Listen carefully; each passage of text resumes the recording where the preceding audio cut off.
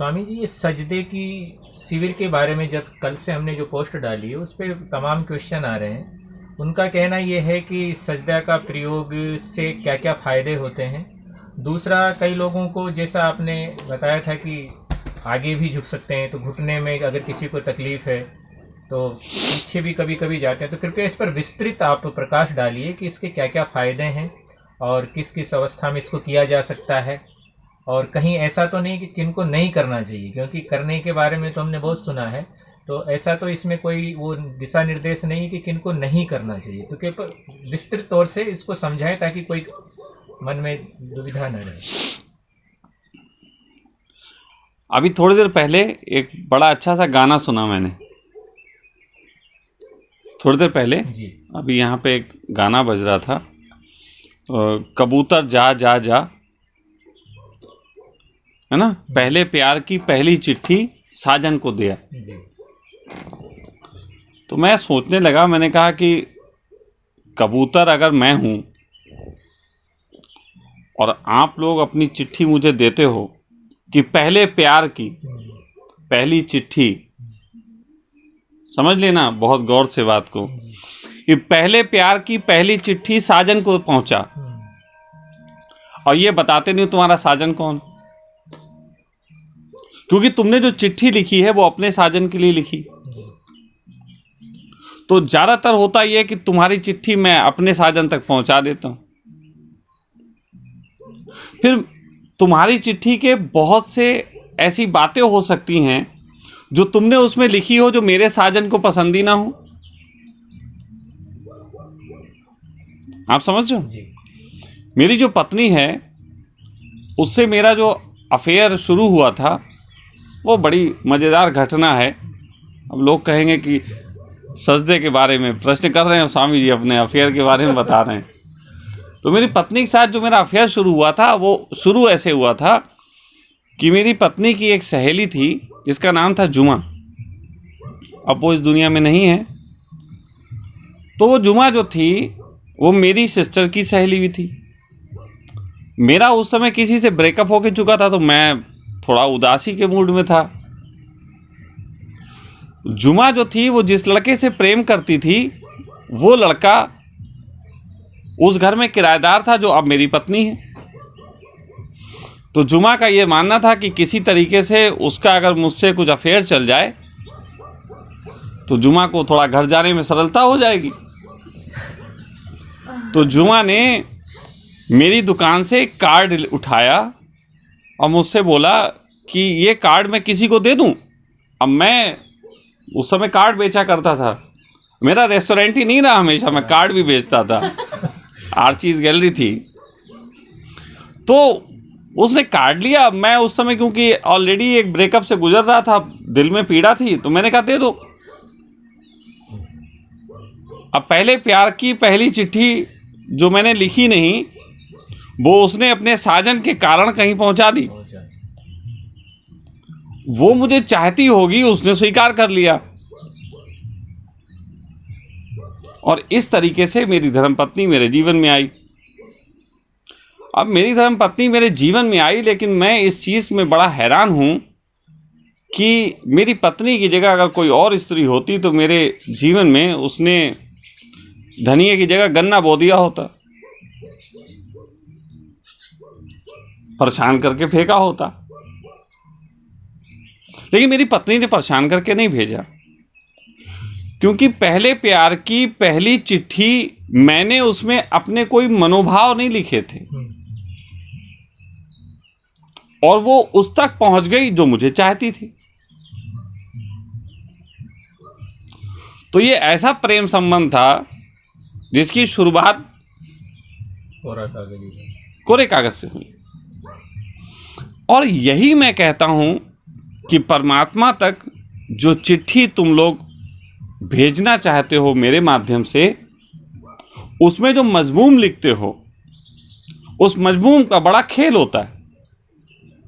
अब सोचो, मैंने अपनी पत्नी को जो कार्ड गया था उसमें अपना मजमूम लिख दिया होता कि मैं बहुत दुखी हूं, उस जिससे मेरा ब्रेकअप हुआ मेरी याद आ रही है और आई लव यू। तो कहानी क्या हो गई होती? गन्ना बोई जाता है।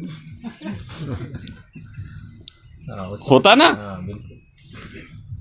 तो उसी तरीके से क्या होता है कि हम सब परमात्मा तक जो अपनी खबर देना चाहते हैं, परमात्मा तक हम सब अपने शर्तें, अपने सौदे, अपनी चाहते, इन सब के तहत उससे खबर देना चाहते हैं। जबकि परमात्मा बिल्कुल ऐसा ही है जो तुम्हें चाहता ही है। जैसे मेरी पत्नी मुझे चाहती थी, तुम कुछ भी ना लिखो तो वो आई लव यू भेज देगा वापस, तुम सिर्फ चिट्ठी भेजो, कोरी चिट्ठी। कहते हैं परमात्मा तुम्हारी कोरी चिट्ठी पसंद करता है, और जिस पे तुमने मजमून लिखा हुआ है उसे नहीं पसंद करेगा, उसमें धनिया बो जाएगा। और जो लोग भी धर्म के रास्ते पे चलते हैं और जिनके अपनी चाहते, अपने झंझट, अपनी ज़रूरतें, अपनी आकांक्षाएं, ये सारी चीज़ें हैं, वो परमात्मा को जो चिट्ठी भेजते हैं वो परमात्मा इग्नोर कर देता है। अब लोग कहेंगे ये तो बड़ा दिक्कत हो गई, लोग कहेंगे ये तो बड़ी दिक्कत है, या परमात्मा तक चिट्ठी भेजें और उसमें भी अपनी बात लिखें ना, और कोरा कागज कैसे कर पाएं, क्योंकि मन बड़ा बेचैन है, कोरा कागज होता नहीं। तो मैं ये कहता हूं कि परमात्मा ने तुम्हें इस जिंदगी में जब भेजा था तो एक संदेश तुम्हें दिया था, एक ध्यान प्रयोग तुम्हें दिया था, एक ऐसी चीज तुम्हें दी थी जिसमें तुम परम आनंदित थे, और वो था मां का गर्भ। वो तुम सबको मिला। मां के गर्भ में तुम परम आनंदित थे, मां के गर्भ में तुम सजदे में थे, मां के गर्भ में तुम नार के माध्यम से भोजन पाते थे, नार यानी परमात्मा का आशीर्वाद। अब ये सारी चीजें तुम्हें उपलब्ध थी,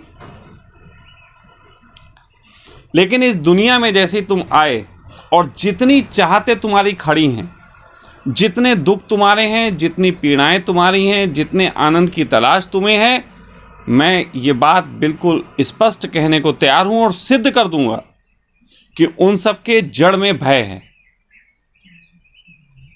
उन सब के जड़ में भय। भय मूलभूत रोग है।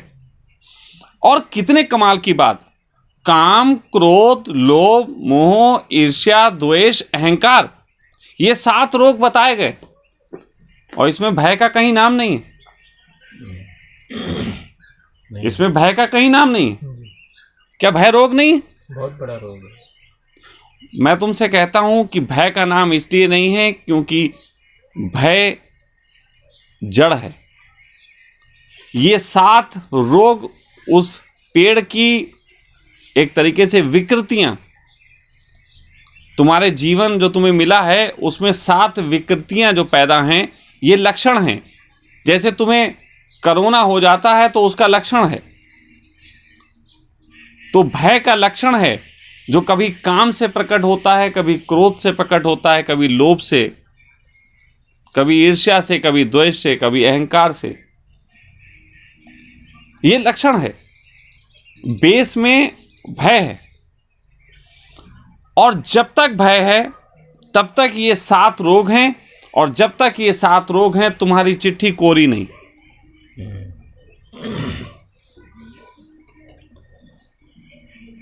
तो मैं ये जो सजदा शिविर नाम रखा, और ये अभी आप लोगों के हाथ में जो मैंने चीज़ दी कि क्या चीज़ है जिसे लोगों तक देना है, वो प्रयोग सजदे का प्रयोग है। वो प्रयोग सजदे का प्रयोग है, जिसे मैंने एक वीडियो के माध्यम से डाला भी। और वो प्रयोग इन अर्थों में कीमती है कि जब तुम मां के गर्भ से निकलते हो तो उस परम अवस्था को छोड़ के, त्याग के जैसे ही बाहर आते हो, दाइयां बहुत जल्दी करती हैं तुम्हारी नार काट देने की। और जैसे ही तुम्हारी नार काटी जाती है, वैसे ही पहली बार तुम एकदम आनंद से और जगत में प्रवेश करते हो और वहां तुम्हें एहसास होता है कि अब तुम असुरक्षा में हो। जीवन में आने का, संसार में आने का पहला अनुभव ये असुरक्षा बन जाता है। और ये जो नार काट के की गई गलती है, कई लोग कहेंगे क्या नार नहीं काटी जानी चाहिए, मैं उस पर बाद में चर्चा करूंगा कि नार किस प्रकार से काटी जानी चाहिए। लेकिन नार काट जाने से जो भय उत्पन्न होता है वो पूरी जिंदगी तुम्हें परेशान करता है, पूरी जिंदगी तुम्हें दौड़ाता है, पूरी जिंदगी तुम्हारी हत्या करता है। मैं इस प्रयोग के माध्यम से ये बता देना चाहता हूं कि इस प्रयोग से अगर सही तरीके के गाइडेंस के तहत लोग इससे गुजरें तो जो नार काटते वक्त भय हमारे चित्त में बैठ गया था, जो जड़ बना हमारे सभी रोगों का, वो खत्म हो जाता है, वो खत्म हो जाता है। ये कोई कुंडलनी जागरण, ये कोई उपलब्धि के लिए बुद्धत्व बना देने की तैयारी नहीं है। और इस बात का वादा भी नहीं कर रहा हूं, ना ही मैं कहता हूं कि जो कर रहे हैं उनसे सहमत हूं, कोई वादा नहीं। सीधा सीधा एक सौम्य सरल इंसान बनाने की तैयारी है जो भय से मुक्त हो। और भय से मुक्त इंसान अपनी चिट्ठी में कुछ नहीं लिखता। तो जब तुम किसी गुरु के चरणों में बैठते हो और कहते हो कि ये चिट्ठी मुझ तक पहुंचा दो, ये चिट्ठी पहुंच जाए सही हाथों में, तुम्हारे यार तक, तो इतना ध्यान रखना कि गुरु का पहला कर्तव्य होता है कि यदि उस चिट्ठी में कुछ लिखा है तो तुम्हें खोल के पढ़ के बताए कि ये मजमूम गलत है, इसमें से ये हटाओ। फिर जब तुम वो हटा दो तो फिर बताए कि ये भी और हटाना बाकी रह गया, और तब तक काम करता रहे जब तक तुम्हारी चिट्ठी कोरी नहीं हो जाती। और जिस दिन तुम्हारी कोरी चिट्ठी हो जाती है उस दिन वो लेके अपने यार तक पहुंचा देता है, फिर तो I love you I love you. ये बिल्कुल स्पष्ट है। तो ये सजदे का प्रयोग असल में आपके चित्त में बैठे हुए प्रथम लक्षण जो भय है, जो प्रथम हमारे इस धरती पे कदम रखने के साथ ही मिल जाता है, उसको जड़ से मिटाने की तैयारी है। ये सजदा जो नाम दिया गया, ये मत समझ लेना कि ये कोई कुरान में जो लिखी हुई हैं नमाज वो पढ़ने की बात है, नहीं। बल्कि इतना ज़रूर कह रहा हूं कि ये सजदा जिस ढंग से यहाँ बताया जाने वाला है, पूरी इसकी विस्तार से चर्चा होगी। ये सजदा वो सजदा है जो मोहम्मद को घटा था। वास्तविक जब सजदा नमाज नहीं बना था तब की बात कर रहा हूं।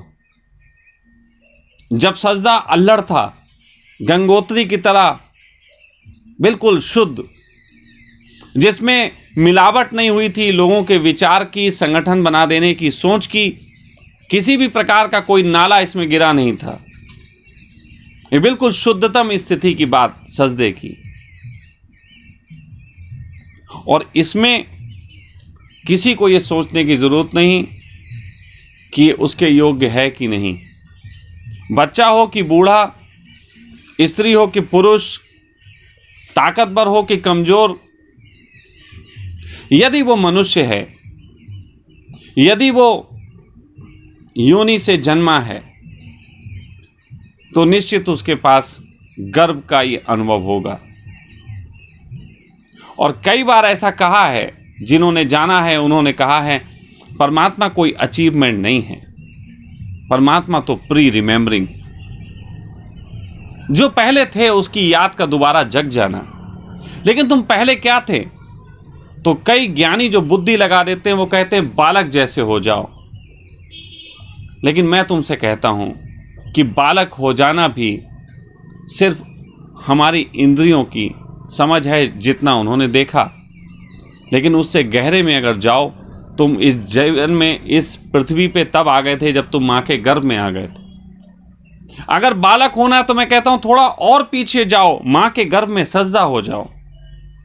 अब मां के गर्भ का जो आकर्षण है, लोगों में सेक्स का जो आकर्षण है, वो मां के गर्भ से जुड़ा हुआ आकर्षण है, लेकिन वो गलत तरीका है। वो एक अर्थों में तो सही तरीका है कि तुम अपने बीज को पनपाने के लिए उधर की यात्रा करो, लेकिन दूसरे अर्थों में एक गर्भ मां का मिला था जिसमें हम रहे थे, एक परमात्मा का भी गर्भ है। ये पूरा जगत एक गर्भ है। मां के गर्भ में तो कोई बच्चा पैदा होता है, वो जिस प्राणी का होगा उसी का बच्चा पैदा होगा, जिस योनि में होगा उस योनि का बच्चा पैदा होगा, जानवर का होगा तो जानवर का पैदा होगा। लेकिन ये पूरा ब्रह्मांड एक ऐसा गर्भ है जहां सभी पैदा हो रहे हैं, जहां वो गर्भ भी पैदा हो रहा है जिससे तुम पैदा हुए। तो मां के पेट का जो अनुभव है वो तुम्हें बालक के अनुभव से भरता है, बालक के आनंद, बालक की अनुभूतियों से भरता है। लेकिन परमात्मा के गर्भ में जो सजदा हो जाता है, निश्चित जानो उसे प्रज्ञा से भरता है। प्रज्ञा का अर्थ नहीं होता जानकार हो जाना, प्रज्ञा का अर्थ होता है सब जानते हुए बालक की तरह सहज हो जाना। यह है प्रज्ञा। तो मैं तुमसे कह रहा हूं कि यह प्रयोग जो मैंने बहुत कम लोगों को कराया अपने सानिध्य में, लेकिन जिनको भी कराया वो जानते हैं कि उन्हें किस तरीके के अनुभव इससे हुए। और यही प्रयोग आगे बढ़ के योग निद्रा से संबंध का कारण बनता है। ये बेस है, क्योंकि जो भी मुझे जानते हैं वो सब कहेंगे कि स्वामी जी आप तो योग निद्रा की बातें करते थे। योग निद्रा में भी मैं तुमसे सिर्फ एक ही चीज चाहता था कि समर्पित हो जाओ, छोड़ दो, मेरे प्रति विश्वास रखो, मेरे में अपने आप को झुकाने की कला सीखो। लेकिन जब तक लोगों के पास भय है वो झुक कहां पाते। जब तक तुम्हारे पास भय है तुम मेरे पास भी आते हो, बहुत झुकते झुकते भी अपने को बचा जाते हो। तो इससे पहले कि इन बच्चों के मार्फत से तुम्हें योग निद्रा की अनुभूतियों की ओर यात्रा कराई जाए, मैं तुमसे कहता हूं कि पहले उस रोग की सफाई कर लें जो रोग तुमको झुकने में दिक्कत देता है। यह है सजदा।